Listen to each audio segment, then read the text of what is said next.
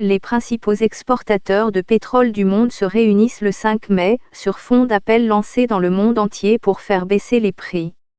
Mais les membres du groupe de producteurs de pétrole OPEC+, dont fait partie la Russie, ne se précipitent pas pour apporter leur aide. L'OPEC+, est un groupe de 23 pays exportateurs de pétrole qui se réunit chaque mois à Vienne pour décider de la quantité de pétrole brut à mettre sur le marché mondial. Au cœur de ce groupe se trouvent les 13 membres de l'OPEP, organisation des pays exportateurs de pétrole, qui sont principalement des pays du Moyen-Orient et d'Afrique. Cette organisation a été créée en 1960 sous la forme d'un cartel, dans le but de fixer l'offre mondiale de pétrole et son prix. Aujourd'hui, les pays de l'OPEP produisent environ 30% du pétrole brut mondial, soit quelques 28 millions de barils par jour. Le plus grand producteur de pétrole au sein de l'OPEP est l'Arabie Saoudite qui produit plus de 10 millions de barils par jour. En 2016, alors que les prix du pétrole étaient particulièrement bas, l'OPEP s'est associé à 10 producteurs de pétrole non OPEP pour créer l'OPEP+. Parmi eux, la Russie, qui produit également plus de 10 millions de barils par jour. Ensemble, ces nations produisent environ 40% de tout le pétrole brut mondial.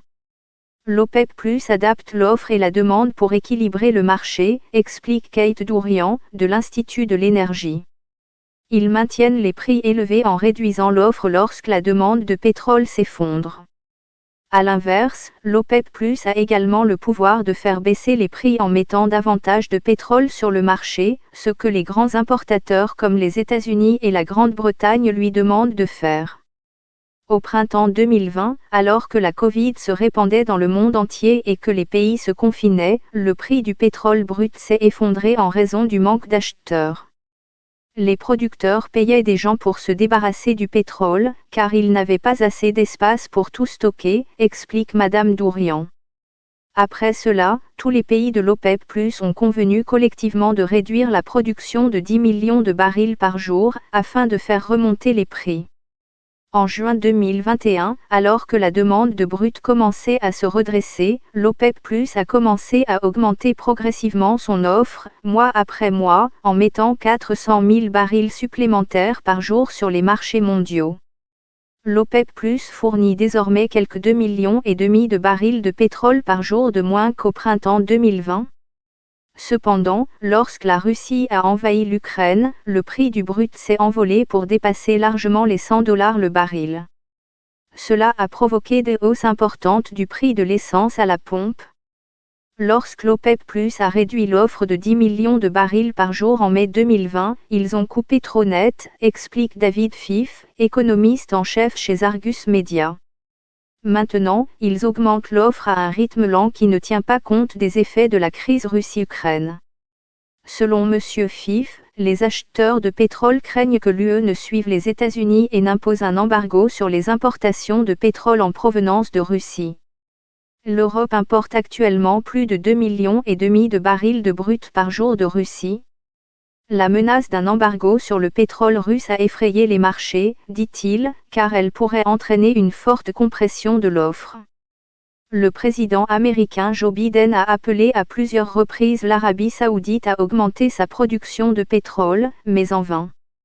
Le Premier ministre britannique Boris Johnson a également demandé à l'Arabie Saoudite et aux Émirats arabes unis d'augmenter leur production, dans le cadre d'une visite dans ces deux pays.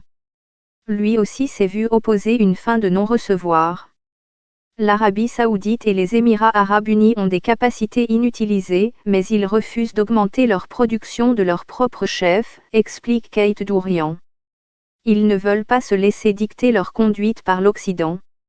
Ils disent que l'écart entre l'offre et la demande se réduit, et que les prix élevés d'aujourd'hui reflètent simplement la panique des acheteurs de pétrole. D'autres nations de l'OPEP+ ont du mal à augmenter leur production de pétrole. Des producteurs comme le Nigeria et l'Angola ont dépassé leur quota de production d'1 million de barils par jour au cours de l'année dernière, explique David Fif.